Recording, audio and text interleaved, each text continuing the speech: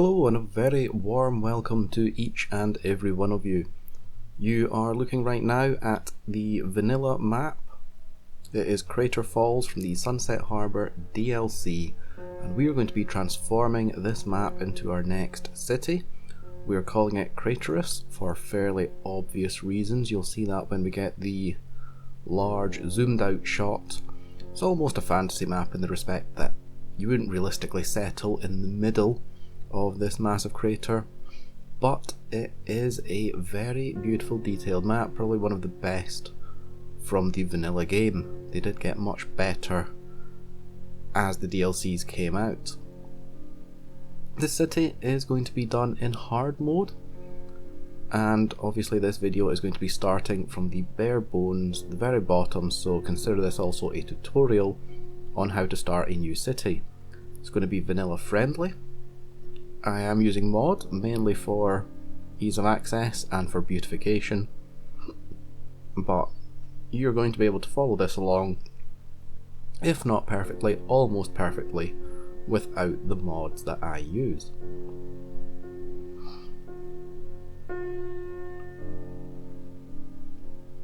So as we are coming down for the final cinematics on this, I will just like to remind you now, I'm a small YouTuber. Any criticism, positive or negative, does greatly help me. I believe the quality of this video is better as a result of past comments, and I would urge you to have your say. Give me some comments, feedback, etc. And on top of that, if you want something named after yourself, a district, a city name, or something like that, that is the place to discuss it, either in the comments or you can find me on my Discord. There will be a link to that in the video description.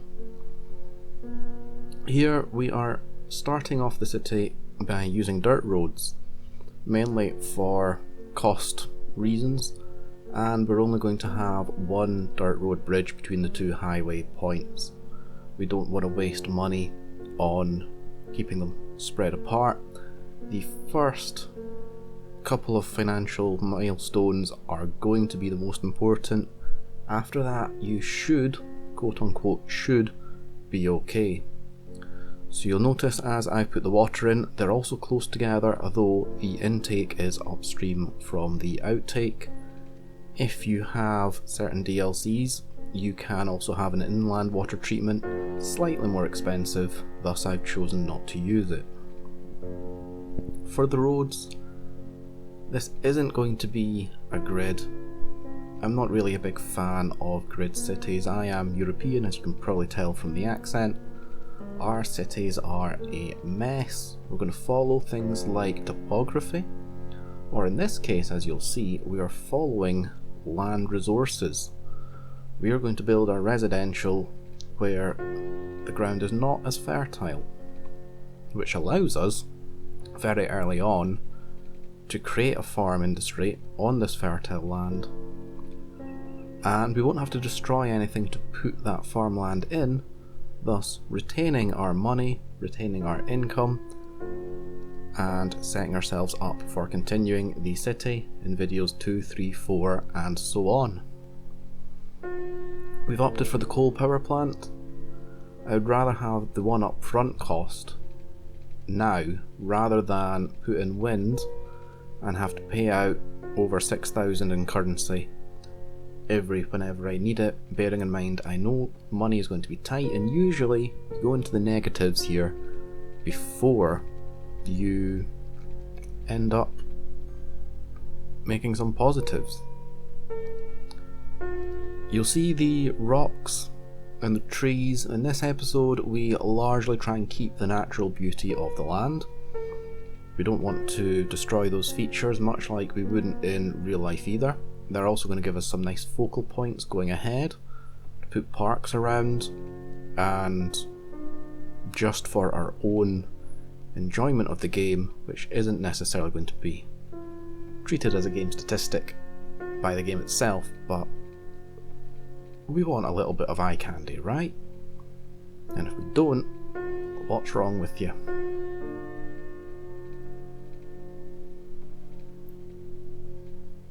So even though we're not going for a strict grid, the roads are still going to be placed, hopefully, in an aesthetically pleasing way, in a logical way, and they're going to follow the curves and the contours that already exist in the city. Hopefully how an organic town or city would grow.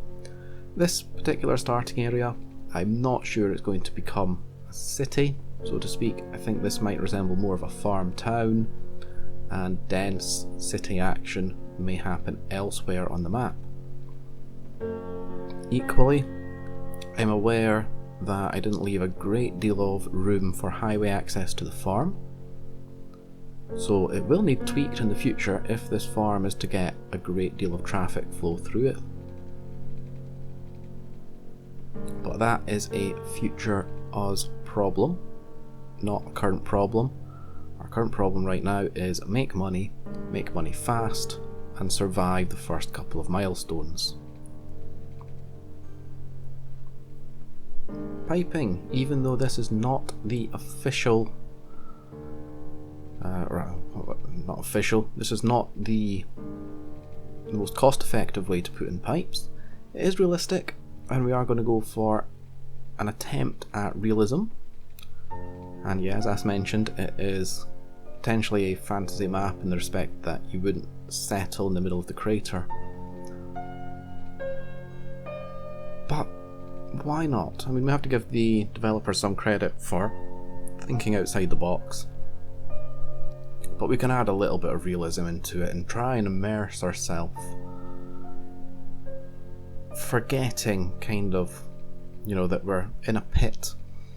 We can try and see it as just mountains all around us. The photography of the ground here does have a little bit of a dip there. We could grow over it, but again, it's a feature of the land, and why not leave that little detail in if we can? We can always put, like I say, some parks or paths through it in the end. Although despite this, there was, towards the end of the episode, a lack of space to grow housing on that wasn't in the trees, in the forests that I was trying to preserve. So we made the decisions of where to zone and where not to zone based on what would keep most of the natural beauty of the land. As you can see from the screen now, this is the selection we've chosen for our starting zoning. Just a couple spots of commercial, just enough to get by. Potentially they're not the most logical of places, as in the highway entrance and exits to the town, but they are in the busy central areas that hopefully people will have no problem walking to, and that'll help try and keep our traffic flow under control.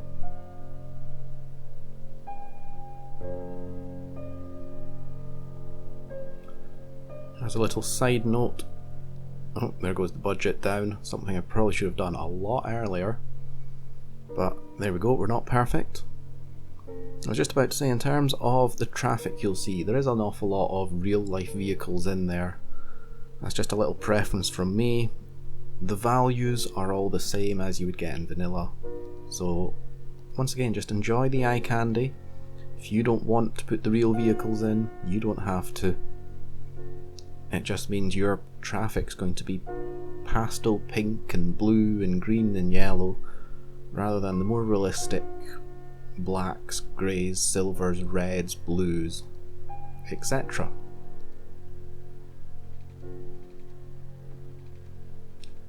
So as we have now unlocked our next milestone, we do get some influx of money, but it also raises the city needs. The need that is going to become immediate very quickly is garbage, so we've made another garbage area and allowed ourselves to expand our residential in this land, which is now going to become undesirable. As for education and medical, your Sims can survive for quite a while without education and without medical. That's providing you haven't polluted them, so you can prioritise the waste, which will accumulate regardless. and save the money. Of course, if you're not playing on hard mode, you may at this point have a little bit more money to play with. Equally, if you had played with your budget and set your taxes differently, you may also have varying amounts of money left in your treasury. My taxes are set to 11. You should be okay to set them to 12, but I like to make moving in just that little bit more attractive than pure greed, and then we can build slightly slower. And of course, if you are building nice and slowly, why not have a little look around your city, admire the work, admire the assets in there. That Sherlock's coffee, that is also a mod asset that you can find in the Steam Workshop. If it wasn't there though, you just get a genetic shop. So you can see town is actually rather busy. Lots of walking, which is good. Lots of activity in general, which is good. You can see more people moving in. And we have another milestone. This milestone, once again, gives us extra funding. I used the funding for a school. That said, my priority at this level would be fire. If you get a fire in your city now, and fires may start now, without this fire station you would not be able to put it out. Crime is similar to medical and the education. It's not necessarily needed just yet, although at some point you will end up getting crime, so that is probably the next thing to prioritise. That said, do not mistake the value of the schools and the medical centres. They make the city more attractive and actually make people want to move in faster. So it is very worth considering a loan or considering some extra playing with the budget to try and get those things in.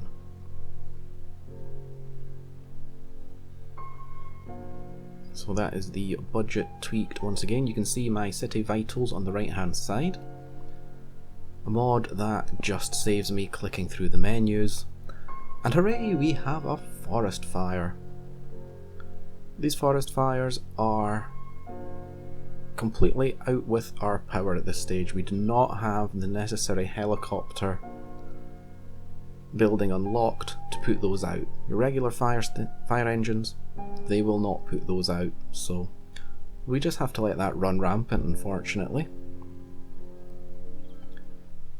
If we head back to what we mentioned about the medical and school buildings, about them encouraging growth within your city, parks are the exact same. I myself have been guilty in the past of not putting in enough parks, and the number of people wishing to join the city is reflected as a result. So bear it in mind, if you want some growth, that is one of the most important factors you can do. And now you can see the police station going in, as we have a couple of crime reports in the city. You can see that sort of bottom left of the screen, that icon there. Forest fires still going to burn away, and all I can say about that is, well,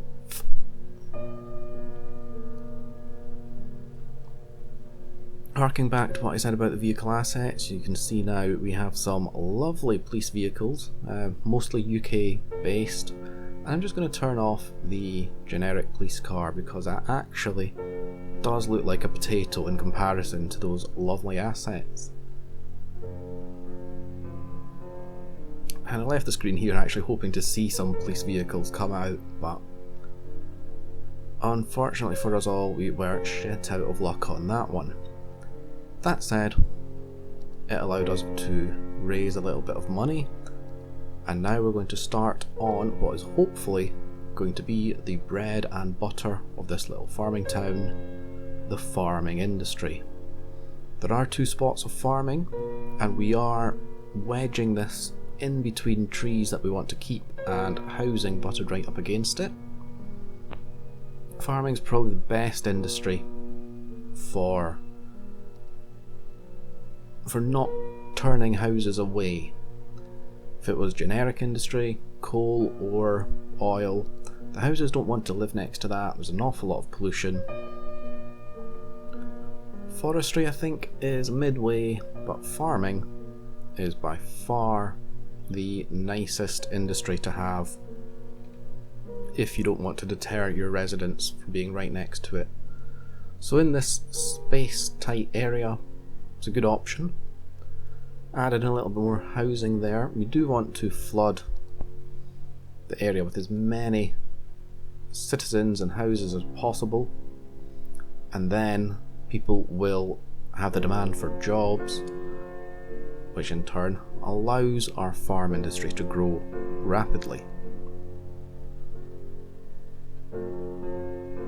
So I took a little bit of care placing this road because I want to maximise how close and how many fields we can fit in, and I didn't really know how to do a good entrance to the city while maintaining all the fertile land, but this is the compromise I came up with. It's cheap, you have the living area right close to the town, not on the main road so all the vehicles are burrowing past.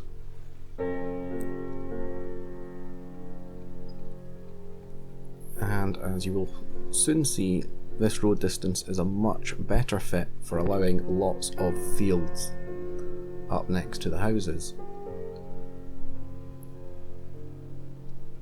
This build will be decorated at some point, however right now we don't have the money. We are functioning, or aiming for functionality, over every other factor right now until we get an established base. You could argue the pipes would be part of that as well, but that's a very tedious thing that I don't want to redo. But the farmland can certainly be revisited at a later stage. And once again, if you are watching this video and have ideas or names for the farm or for the district of the town, let me know what they are. Broadfields, little bit crap, let's be honest. So we will leave that open for any supporters of the channel. It really also, if I'm honest, will help me with the YouTube algorithm, etc.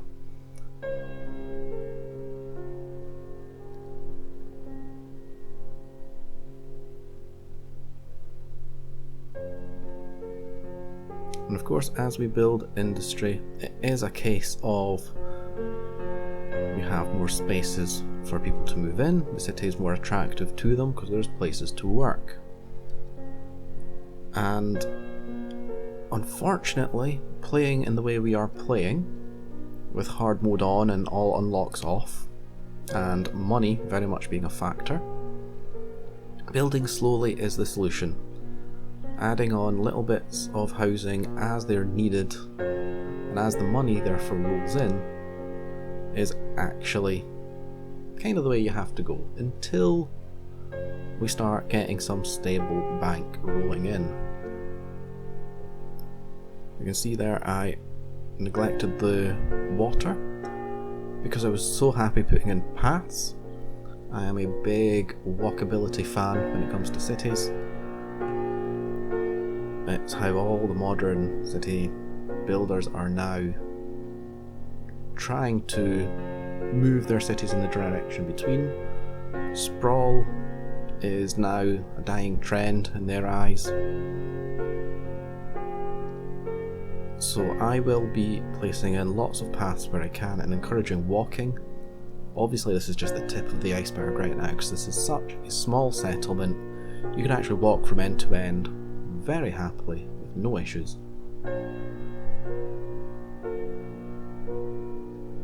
And as you can see now, as soon as the money allows, popping in some more industry, some more jobs, and we are changing what is grown in each thing for no other benefit than our visual appeal.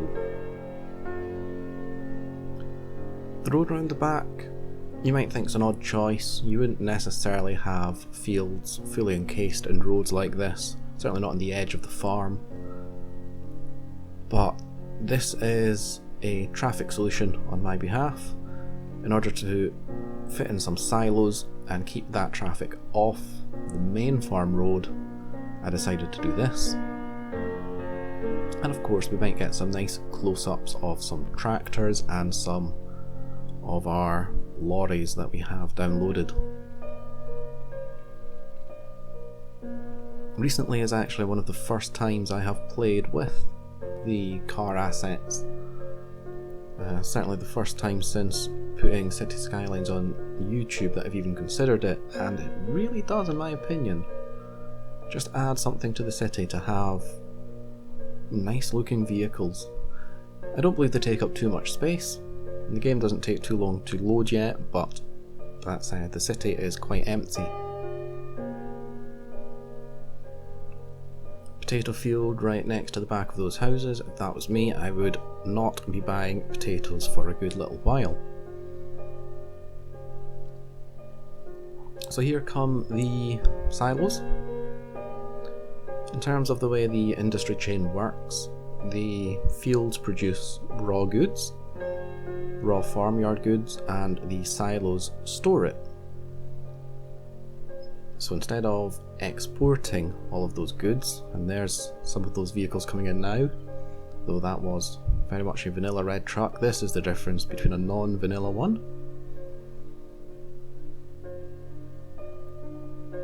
So yeah, the silos store the goods. It will take us a little bit of a hit in the export costs while we keep some. However, the benefit of that is we will now be able to use those materials in later industrial chain builds and make even more money from them. So a little bit of patience required right now. And now as my farm is starting to take hold, I am thinking to myself, where else can we put houses into this land in a smart, sensible, attractive way while maintaining the natural beauty? Providing we're not going to cross this river anytime soon, a few riverside houses in real life would certainly be quite high value and very picturesque, very desirable place to live. And being residential and rural, the traffic demand should not be high at all. So we are going to expand our little farming town towards the river. I personally, as much as it's quiet and you're in a picturesque surrounding, I like being near to shops, if I'm honest. I'm lazy. I wouldn't like to live in the middle of nowhere. I actually grew up in a very small town. And no, I don't need to go back. I quite prefer living in the city.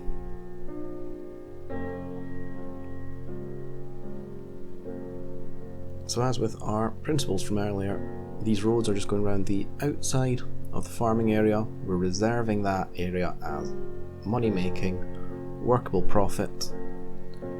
Likewise, this rocky outcrop, we want to sustain it. We don't want to ruin it.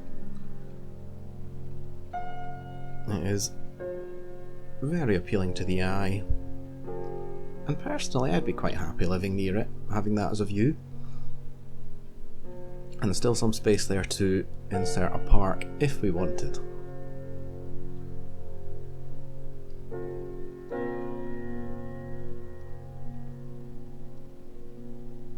So finally, we are using a little bit of a fence, and this is to not disrupt the zoning, as well as a little bit of eye candy. That said, when I was putting this fence in originally, I envisioned a road around the back of this field, which didn't happen. We didn't have the space. But nonetheless, we will carry the fence all the way around the farm just to establish the boundaries. It's very, very rare to see a farm not encased in a fence or hedgerow or even just large ditch of some description. And we are adding in some more raw farm material storage. down in this area. Again, keeping the bulk of the traffic off the main road and fighting with the roads. Again, keeping it vanilla. I actually have a hotkey on my keyboard to toggle snapping off rather than using anarchy or move it. You can do that also. A couple of grain buildings, and we are going to stick a silo in the middle of that for appearance's sake. And unfortunately for us all, this is nearing the end of the video. So, as we leave and enjoy the closing cinematic and some statistics of the farm, I would just like to remind you once again, please, your support on things like comments, subscribes and Discord would mean the absolute world. Let me know how you enjoyed the video. Hopefully you're all having a good day, and we will see you again for part 2 next time. Ta-ra!